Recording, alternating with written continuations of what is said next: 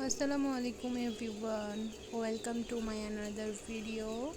তো সবাই কেমন আছেন? আশা করি সবাই ভালো আছেন। আমরা আলহামদুলিল্লাহ ভালো আছি। তো বন্ধুরা, আজকে আমি চলে এসেছি আরেকটি সুন্দর রেসিপি নিয়ে। রেসিপিটা হচ্ছে চিংড়ি মাছ দিয়ে লতি।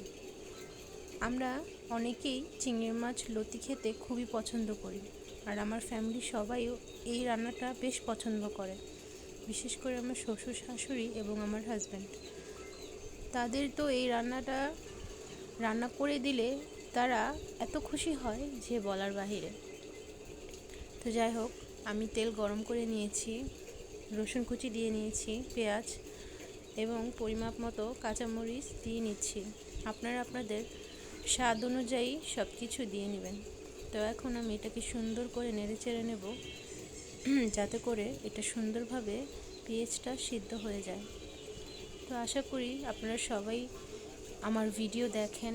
কে কোন জেলা থেকে আমার ভিডিও দেখছেন অবশ্যই আমাকে কমেন্ট বক্সে জানাবেন।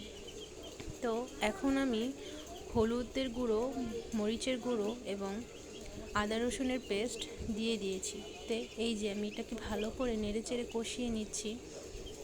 আপনারা একটু ভালো করে এটা কষিয়ে নেবেন যতক্ষণ না পর্যন্ত হলুদ মরিচের গুঁড়োর গন্ধটা চলে না যাচ্ছে।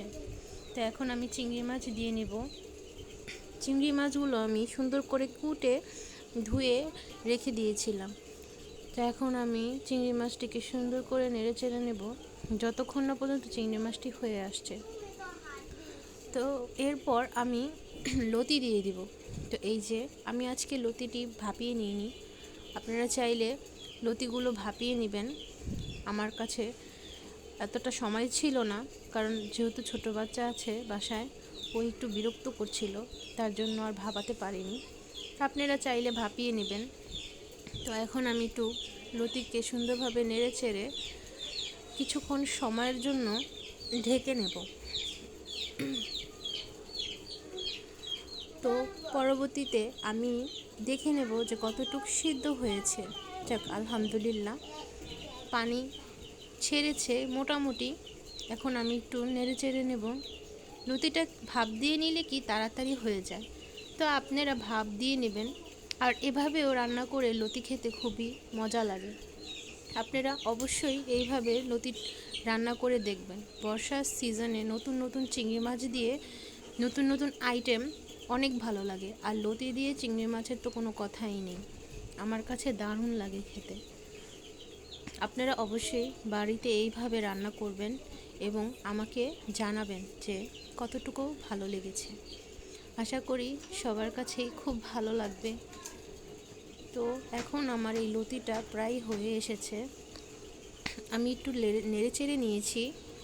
তো যাই হোক, এখন আমি ঢেলে নেব। এই যে আমার লতির ফাইনাল লুক দেখুন, মাশাআল্লাহ, দেখতে কি লোভনীয় লাগছে, তাই না? সবার যদি আমার ভিডিও ভালো লাগে অবশ্যই আমার ভিডিও দেখবেন, ভিডিওতে লাইক করবেন, কমেন্ট করবেন এবং শেয়ার